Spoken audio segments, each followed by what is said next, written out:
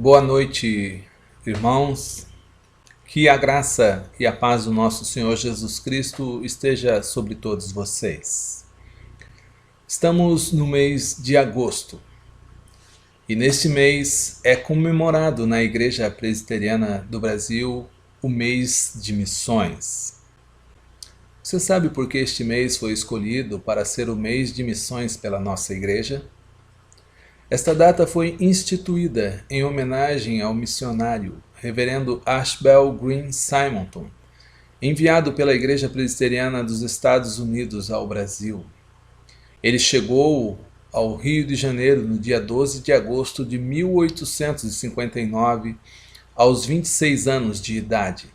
Por este motivo, a Igreja Presbiteriana do Brasil escolheu este mês como um mês de missões.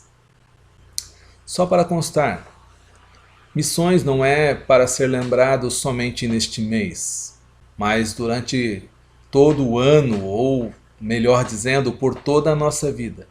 Nós devemos nos envolver com missões, conforme o próprio Senhor Jesus nos ordenou em Mateus capítulo 28, no verso 19, quando ele nos diz: "Ide, portanto, e fazei discípulos de todas as nações." Esta ordem ainda não foi revogada. Nós devemos continuar, enquanto o Senhor Jesus não volta, a obedecê-lo com relação a esta ordem. A Junta de Missões Estrangeiras foi organizada nos primórdios da Igreja Presbiteriana do Brasil em parceria com a Igreja Presbiteriana dos Estados Unidos e enviou missionários brasileiros para Portugal, Venezuela, Chile, entre outros países.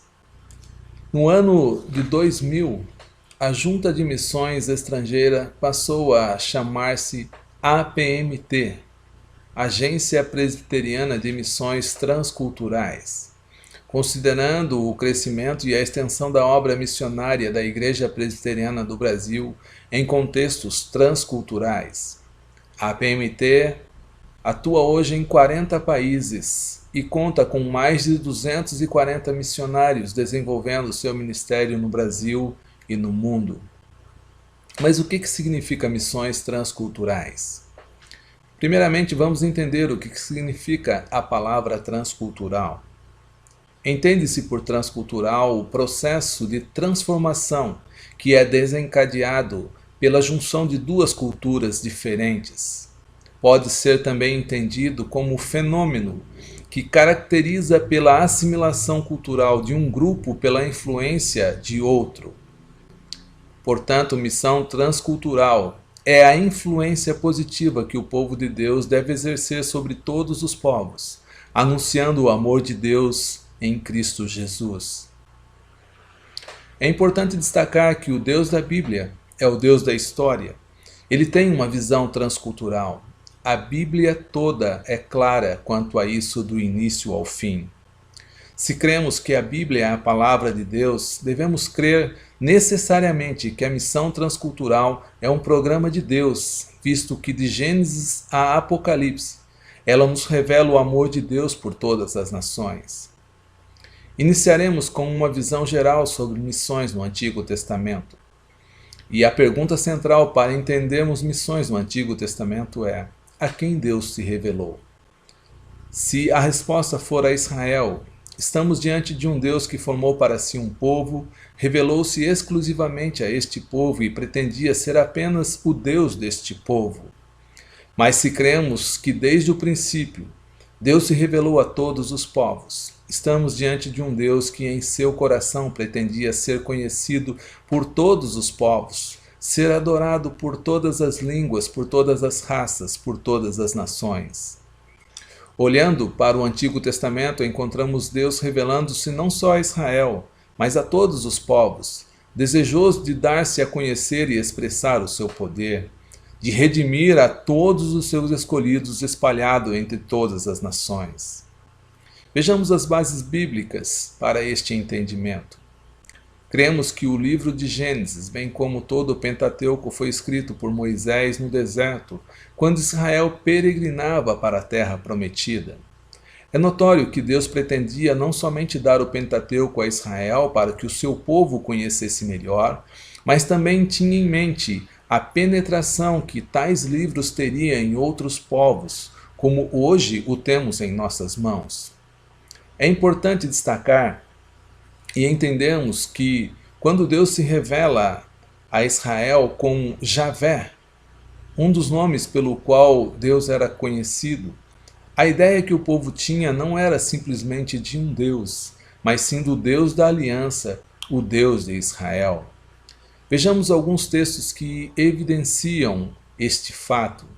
Os 10 mandamentos inicia-se com a palavra Eu sou o Senhor. A expressão ali é Javé.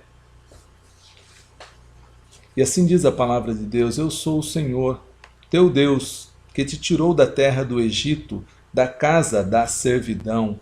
Êxodo 22. Javé também era o Deus criador, usado em texto onde falava-se da criação desde o princípio, de onde lemos: Porque em 6 dias fez o Senhor os céus e a terra, o mar e tudo o que neles há, e no 7º dia descansou. Por isso o Senhor abençoou o dia de sábado e o santificou. Êxodo 20, 11.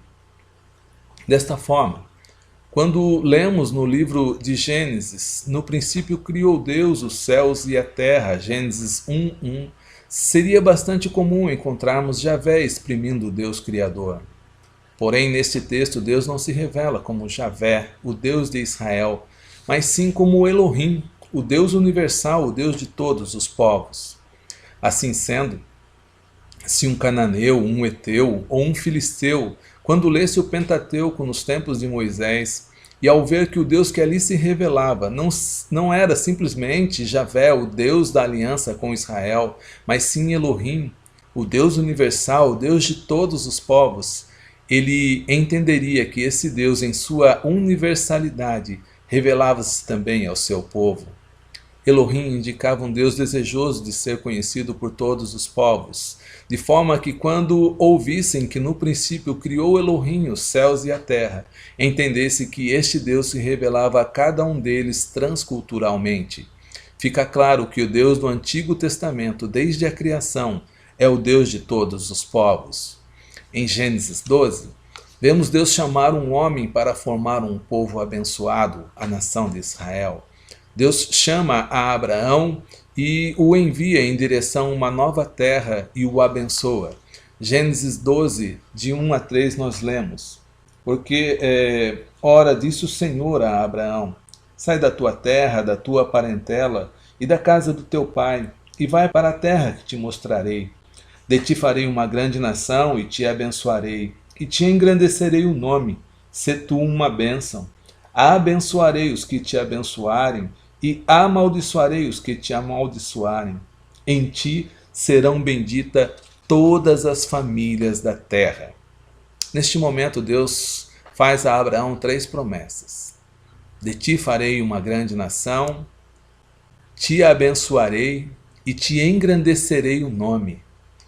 E Deus também dá um imperativo posteriormente a Abraão, dizendo: se tu uma bênção. E é isto que acontece quando nós olhamos a palavra de Deus e vemos que Abraão deu testemunho de Deus aos cananeus e aos filisteus. Não somente ele, mas José deu testemunho do Senhor no Egito. Noemi levou o conhecimento de Deus às suas noras Ruth e Orfa, moabitas. Elias foi usado por Deus para abençoar uma viúva em Sidom, e Eliseu foi bênção a Naamã, um sírio. Jonas deu testemunho em Nínive, e todos os profetas profetizaram da parte de Deus a outras nações. Deus escolheu para si um povo para abençoá-lo e para que esse povo fosse bênção a todas as famílias da terra. Durante todo o Antigo Testamento, o povo de Deus entendeu isso. Quando lemos os Salmos, percebemos que eles expressam a teologia do povo de Deus no Antigo Testamento. Eles eram uma manifestação litúrgica na adoração a Deus. Desta forma, eram cantados e entendidos não só pelos sacerdotes, mas por todos, desde os reis até ao mais humilde servo. Os Salmos declaravam que Deus é o Deus de todos os povos. Podemos ver isso quando lemos o Salmo 117, logo no seu verso 1, dizendo: louvai o Senhor, vós todos os gentios, louvai-o todos os povos. O Salmo 96, no verso 3, também expressa essa mesma verdade. Anunciai entre as nações a sua glória, e entre todos os povos as suas maravilhas. No Salmo 98, 2, o Senhor fez notória a sua salvação, manifestou a sua justiça perante os olhos das nações. E no Salmo 100, o salmista faz um convite: celebrai com júbilo ao Senhor todas as terras. O povo de Deus no Antigo Testamento liturgicamente possuía consciência da visão transcultural de Deus. Quando o templo de Deus é construído por Salomão, esse templo representava a presença de Deus no meio do seu povo. Israel entendia que o templo era a garantia de que Deus estaria com eles. Portanto, o templo possuía uma conotação nacionalista para o povo e Salomão sabia disso. Porém, no dia em que o templo estava pronto para iniciar-se ali o culto a Deus, o rei Salomão fez uma oração de consagração, dizendo: também ao estrangeiro, que não for do teu povo de Israel, porém vier de terras remotas por amor do teu nome, porque ouviram do teu grande nome, da tua mão poderosa e do teu braço estendido, e orar voltando para esta casa, ouve tu dos céus, lugar da tua habitação, e faze tudo que o estrangeiro te pedir, a fim de que todos os povos da terra conheçam o teu nome, para te temerem como o teu povo Israel, e para saberem que esta casa que eu edifiquei é chamada pelo teu nome. 1 Reis 8, 41 a 43. Salomão também possuía consciência de que o seu Deus era o Deus de todos os povos. No livro do profeta Isaías, no seu capítulo 49, escrevendo sobre a profecia messiânica, nós lemos: pouco é seres meu servo para restaurares as tribos de Jacó e tornares a trazer os remanescentes de Israel? Também te dei como luz para os gentios, para seres minha salvação até as extremidades da terra. Isaías 49, verso 6. Por todo o Antigo Testamento, o povo de Deus entendia a visão de Deus como uma visão transcultural. Quando nós vamos ao Novo Testamento, nós vemos essas mesmas verdades ali expostas. Após a ressurreição do Senhor Jesus, os seus discípulos se reúnem e ele dá uma ordem para eles em Mateus 28, no verso 19.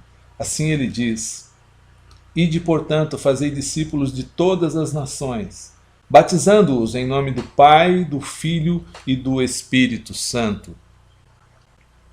No texto paralelo, em Marcos 16, é acrescentado: ide por todo o mundo e pregai o Evangelho a toda criatura. Marcos 16, versos 15.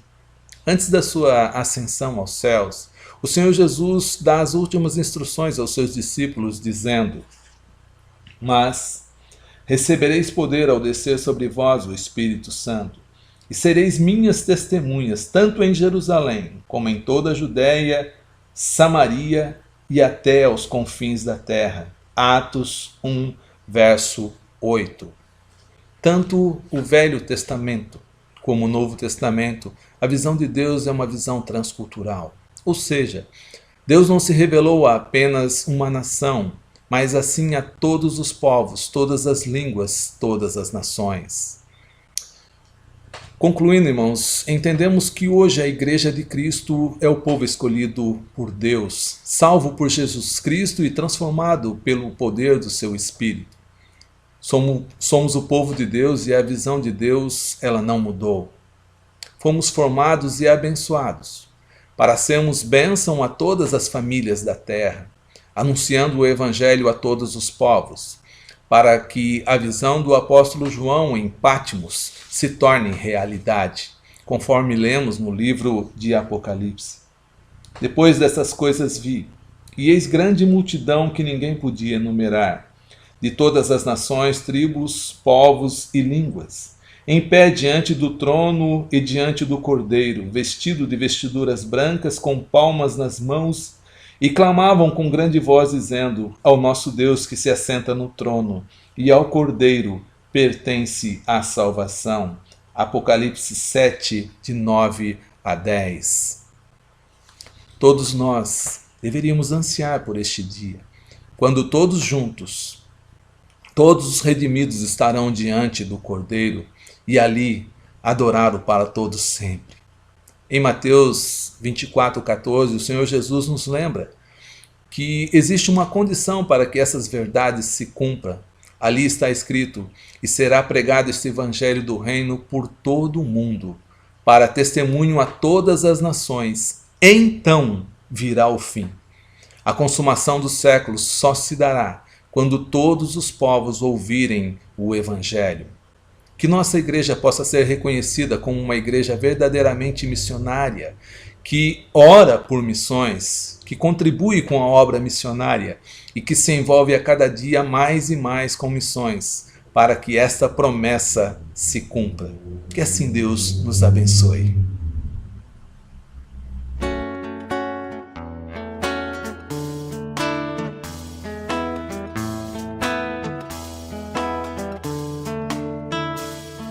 De todas as tribos, povos e raças, muitos virão te louvar.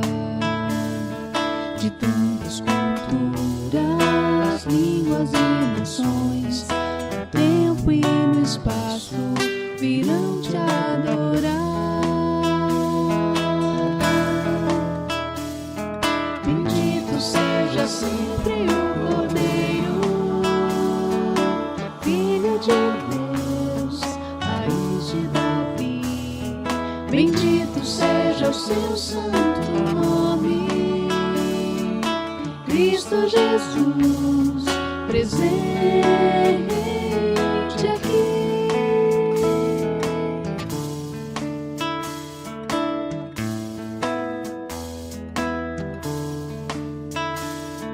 Reunidos, comprados, grande multidão, muitos virão te louvar. Povo escolhido, teu reino e nação, no tempo e no espaço, virão te adorar.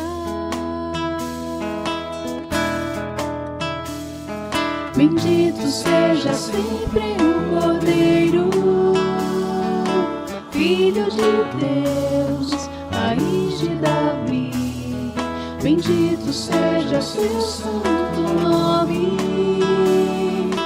Cristo Jesus, presente aqui.